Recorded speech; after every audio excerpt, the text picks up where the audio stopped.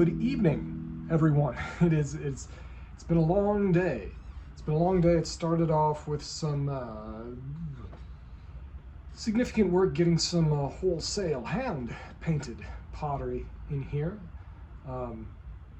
And also, I'm speaking with an engineer tomorrow for some professional collaboration about how we deliver effective, more efficient design solutions and permitted things to people. And that's happening 1 p.m. tomorrow. The pattern today, however, is Eccentric Nucleus. At the end of this busy day, what on earth could that mean? Eccentric Nucleus. Well, this gets into one of my favorite words of, I don't know if anybody else besides me says it, polynucleation.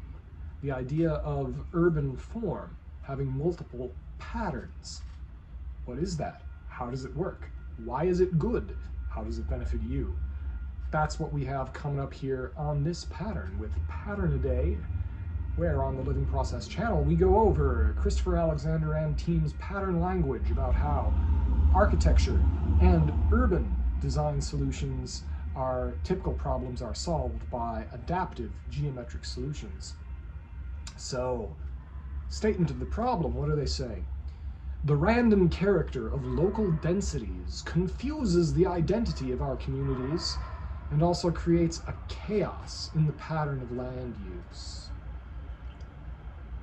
That's a bit jargony. So what does that mean? The random character of local densities. Okay, urban density, what is that? Does that mean you have a bunch of houses spaced out from each other? That would be low density. You have a bunch of skyscrapers. That would be high density. And then there's like townhouses. The density is in between. How much stuff and people do you have packed into one place? Well, that makes a big difference for cities. Bigger cities tend to be more dense, and then there are parts of cities which are more dense and less dense. Now here he's saying that there's a random character of local densities. I wouldn't say it's ever exactly random, but he might think that it's less elegant than it should be, less pleasant than it should be.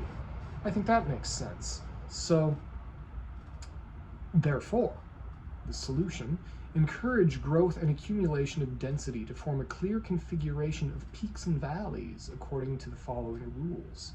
Consider the town as a collection of communities of 7,000. We talked about how those are organized before in prior patterns with the local administrations of the cities, and where I commented about things like wards in Chicago. These communities will be between 1/4 mile across and 2 miles across according to their overall density. So that's the rough scale you have, is a roughly circular area about 2 miles across. Mark that point in the boundary of each community which is closest to the nearest major urban center. This point will be the peak of the density, the core of the eccentric nucleus. That's really interesting. So you're not having this geometric strictness of like everything is a circle. At the center of the circle, it is this type of thing. The way that it's often happened now, or the Greek and Roman way of doing it, is that you would have cardo y decumano. The Cardo and the Decumanus, the two main streets in the cross, is a Greek idea, a Greek colonial idea back in Sicily, in Magna Graecia, and they would have the grid of streets. It's practical, you know, it works.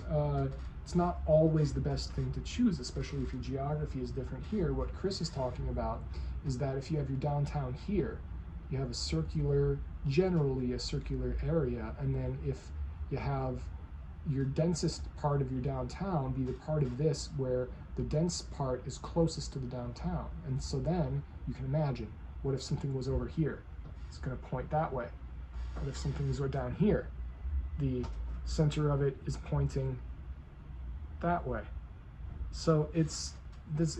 If you imagine like a bunch of, this is a fun analogy geometrically. If you had a bunch of eggs with magnetic yolks, and the city downtown was a magnet, all of the eggs, no matter where you place them, have their yolks, their magnetic yolks, pulled and aligned toward the center. And so you can imagine what that looks like. And there's a picture of that.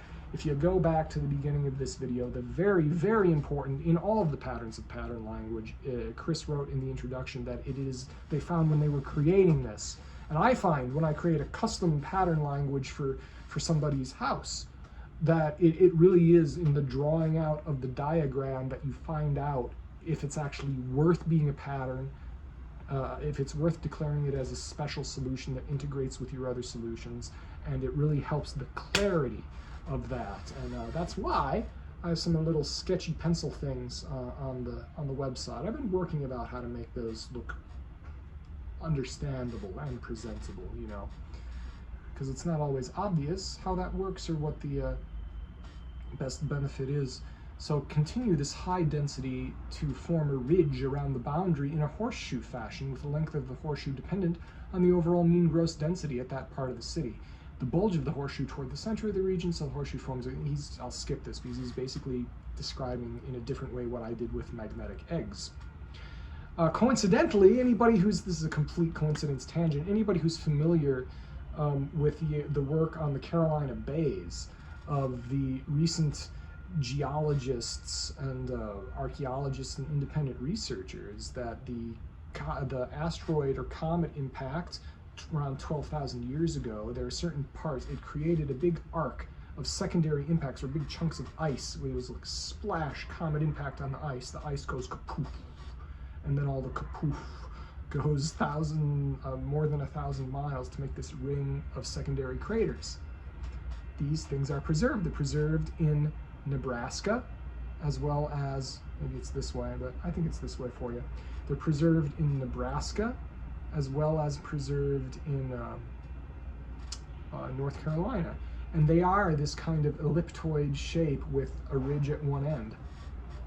So completely coincidentally, this pattern recommends that people make cities that have little ring-shaped things that are like Carolina bays in them. So anyone who, like me, is interested in ancient archaeology and ancient human discovery, that's kind of fun.